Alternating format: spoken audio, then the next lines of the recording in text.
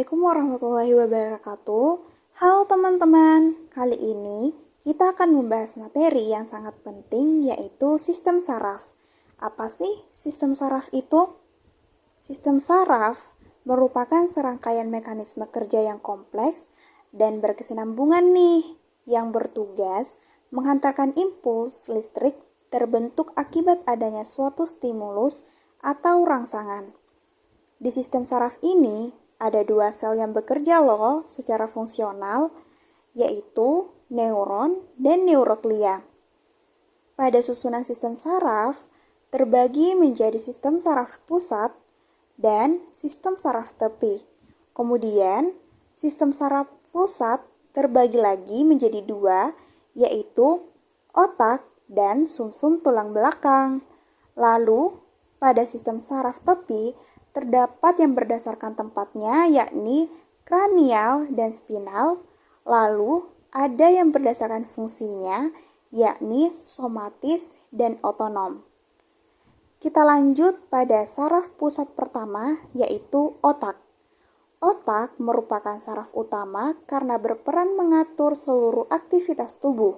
Struktur otak yaitu otak besar cerebrum, otak kecil cerebellum, otak depan diencephalon, otak yang berada di tengah mesencephalon, pons dan medula oblongata sebagai brainstem atau batang otak.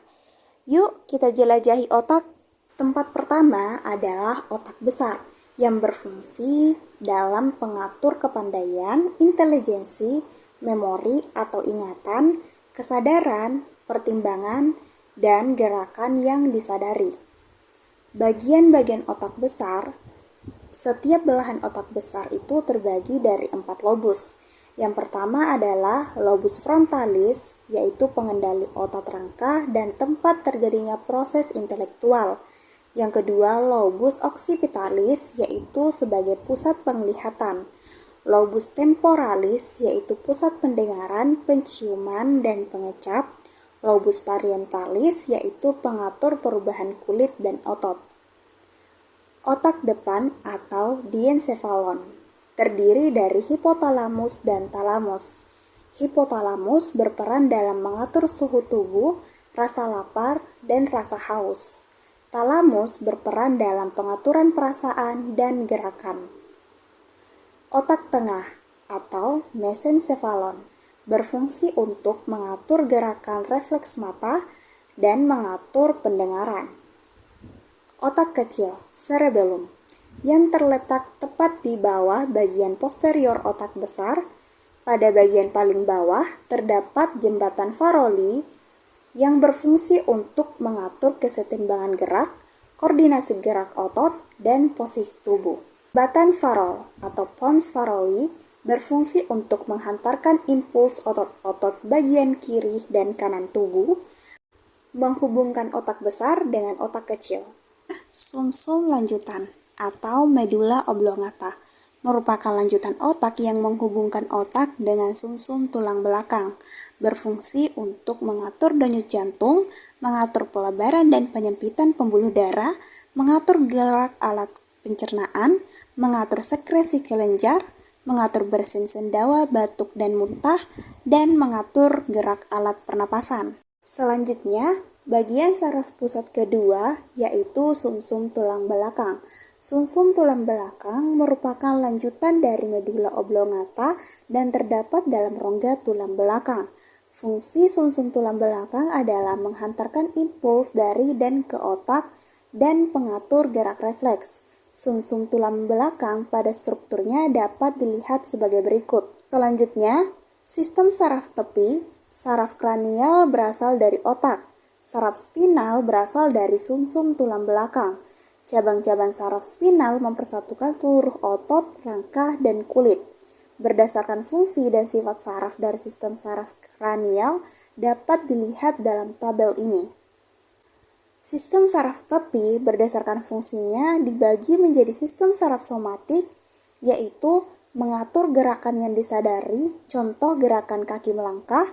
Berdasarkan arah impuls dibagi menjadi saraf eferen atau membawa impuls dari reseptor ke saraf pusat, dan saraf eferen yang membawa impuls dari saraf pusat ke efektor.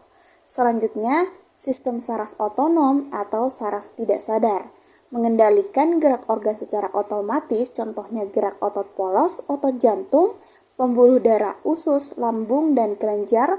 Sistem saraf otonom juga terdiri dari saraf simpatik dan saraf parasimpatik yang keduanya berlawanan. Setiap impuls yang menghasilkan gerakan akan membentuk dua jenis gerak, yaitu gerak biasa dan gerak refleks.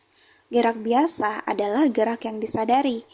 Hantaran impuls pada gerak biasa dimulai dari reseptor sebagai penerima rangsangan. Impuls itu akan dihantarkan menuju neuron sensorik untuk kemudian diolah di otak. Respon dari otak dari saraf motorik dihantarkan ke efektor, sehingga terjadi gerakan. Selanjutnya, gerak refleks merupakan gerak yang tidak disadari. Hantaran impuls pada gerak refleks mirip seperti gerak biasa. Perbedaannya, impuls pada gerak refleks tidak melalui proses pusat saraf. Neuron di otak hanya berperan sebagai konektor saja, dan ada dua macam neuron konektor, yaitu otak dan sumsum tulang belakang. Contoh dari otak yakni saat pupil mata mengecil saat melihat benda terang, dan sumsum tulang belakang yaitu tangan dikembangkan saat mengalami refleks saat kita ingin terjatuh. Urutan perjalanan impuls saat gerak refleks dimulai dari reseptor. Impuls dihantarkan neuron sensorik untuk melewati otak dan dikirimkan ke sumsum tulang belakang. Di sumsum tulang belakang, impuls akan diproses untuk dihantarkan ke neuron motorik.